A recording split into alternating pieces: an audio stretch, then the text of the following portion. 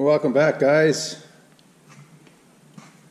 It's almost ready for the first start, but thought I'd bring you along for a valve adjustment, injectors, and running the rack.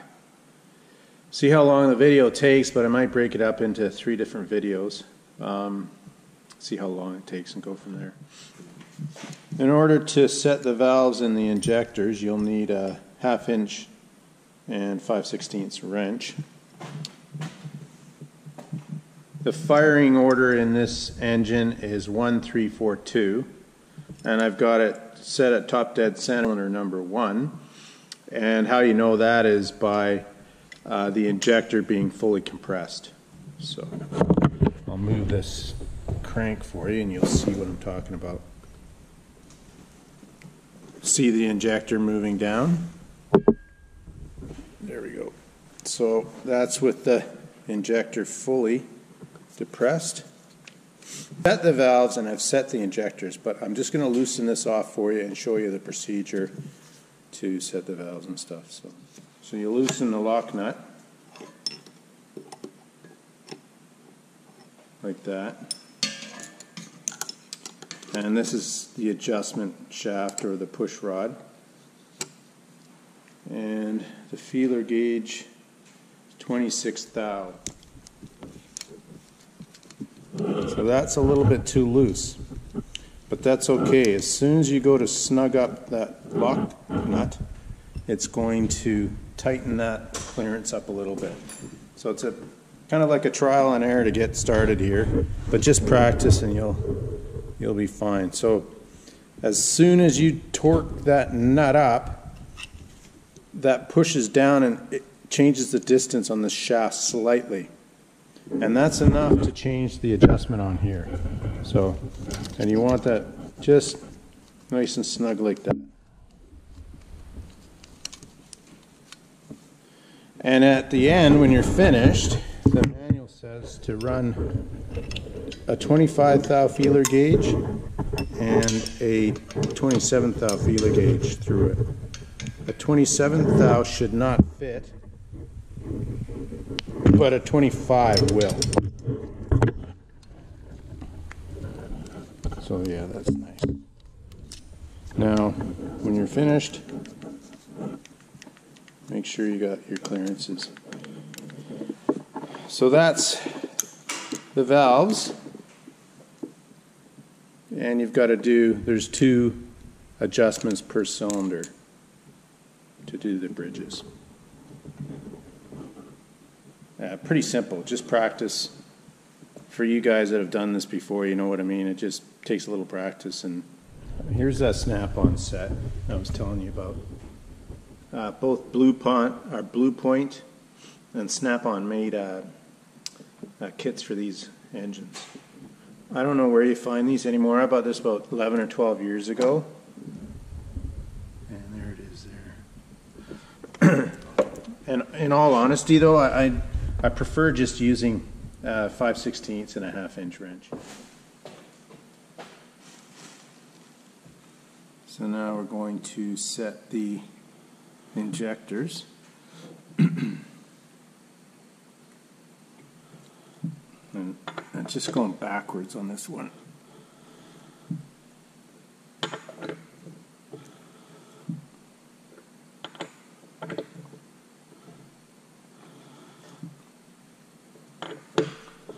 So to set the injectors, you make sure your valves are fully depressed, like that. There. Injector, there is a small hole right there. You see that small hole there?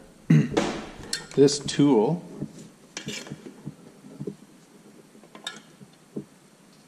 is made to fit in that hole. And I'm setting these injectors at 1.46 inches for timing. Now you can, each engine, each injector has a different setting, but for this particular injector it's 1.46. The stock turbo injectors, the 5C60s, were 1.48. So just check your manual, you'll see the specs in the manual.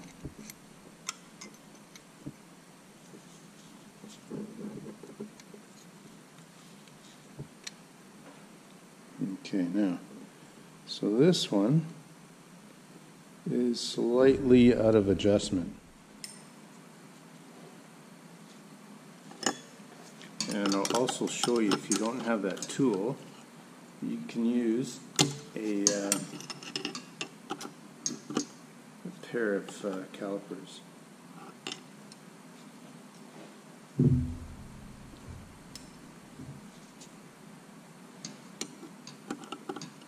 Same with these. When you go to snug that nut up, it changes the adjustment slightly on the injector height. So you've got to kind of go through it a couple of times to get it right.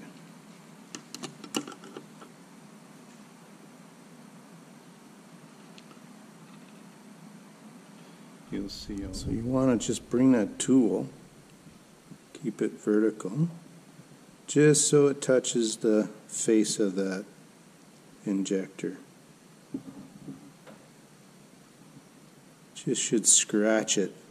Now when I go to tighten that nut up, I'm just going to take the slack out,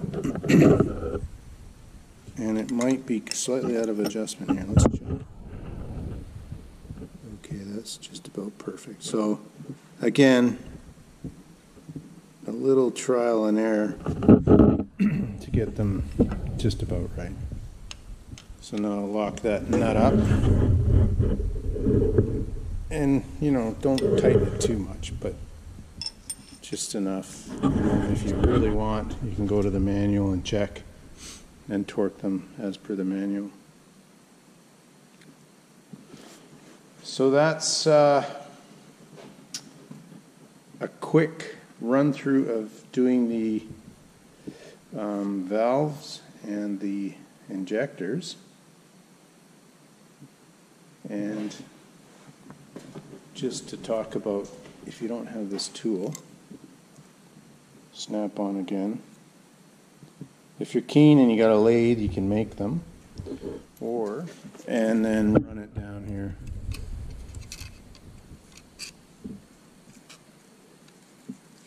And you should have it very close to the same. Okay, now that you've double checked your settings on the injectors and your valves, it's time to run the rack, as they call it. And all that is setting these fingers so that they're all the same. So that when you move this rack here, when you move the injector tube like this, all the fingers on each injector move at the same time. So that would keep each cylinder in time with the amount of fuel and whatnot. For the governor itself,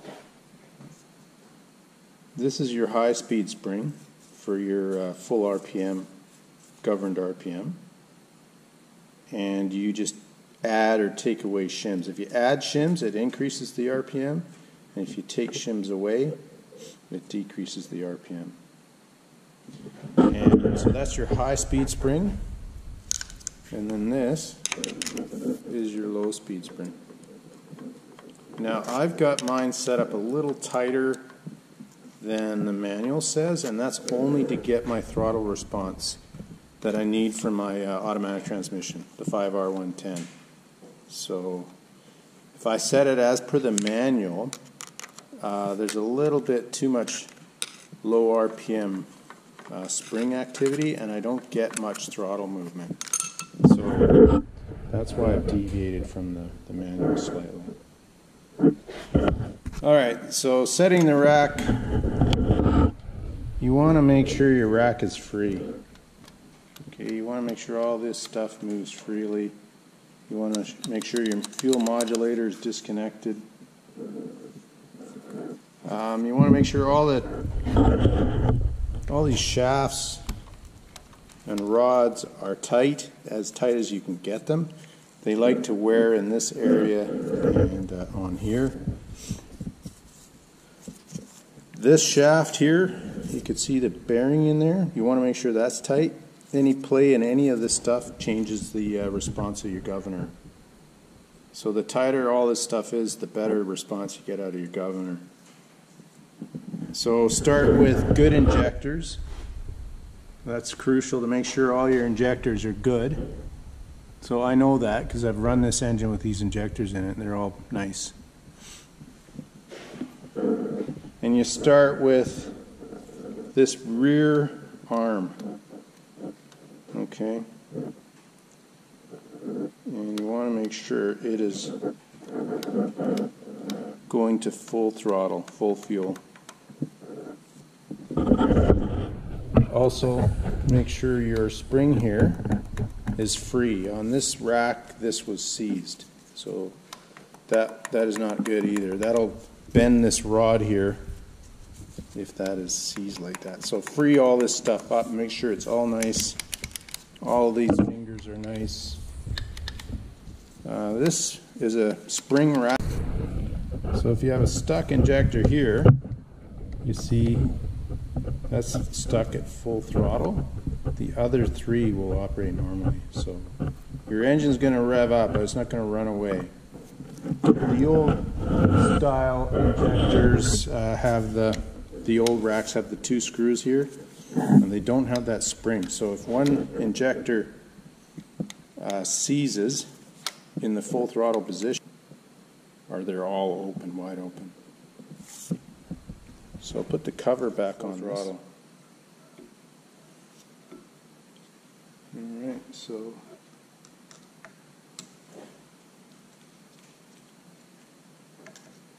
as you move these screws out, you'll see the fingers move.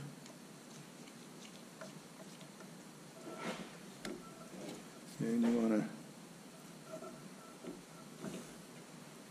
work on the last one first, number 4. So put it full throttle. Before you start any of this, make sure your buffer screw and your auto screw is backed off before you make all these adjustments.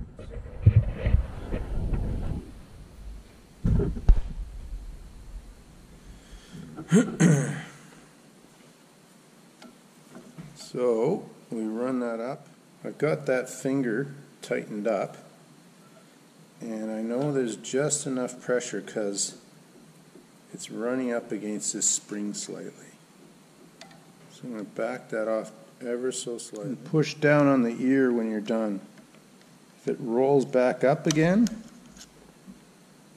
it's the correct setting. So when I bring that up, you'll see that finger roll up slightly. See that? You take a screwdriver out, and you just push the ear of the injector arm down. If it springs back, it's the proper tension. If it doesn't, it's too loose. Alright? So you set number 4 first, and then you work all the rest of these. So again, you hold it full throttle, and you run the finger in until it rotates slightly.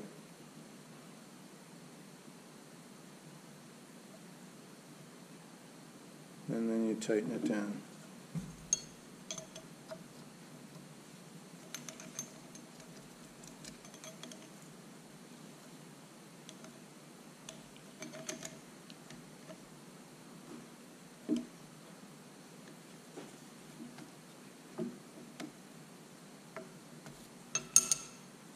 Again, you take your screwdriver and you push down on the ear.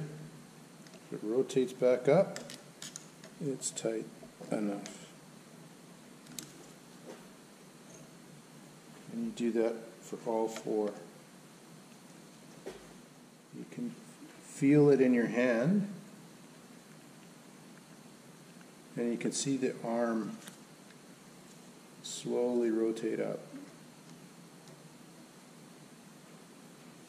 And I'll show you once again.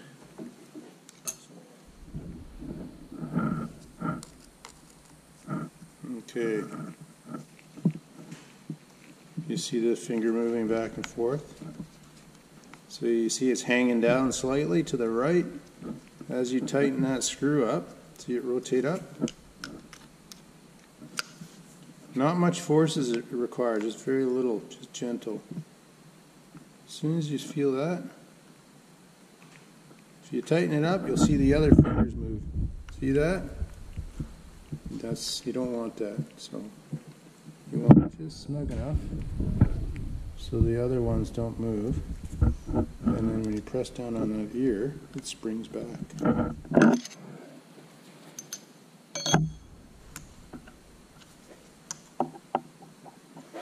And then I go back and I run the ears on the other injectors and make sure that they pop back up again.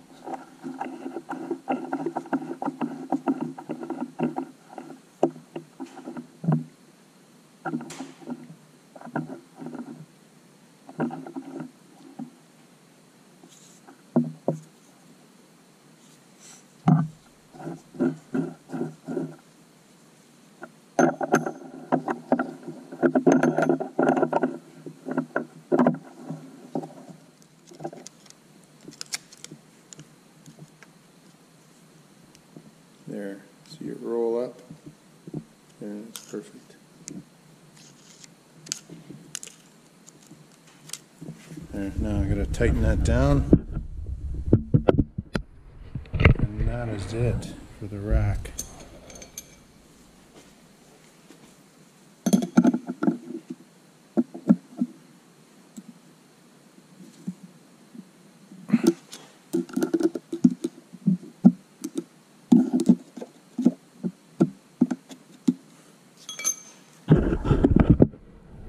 So double check when you're done.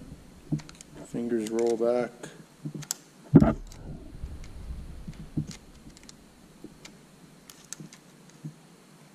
And that's perfect.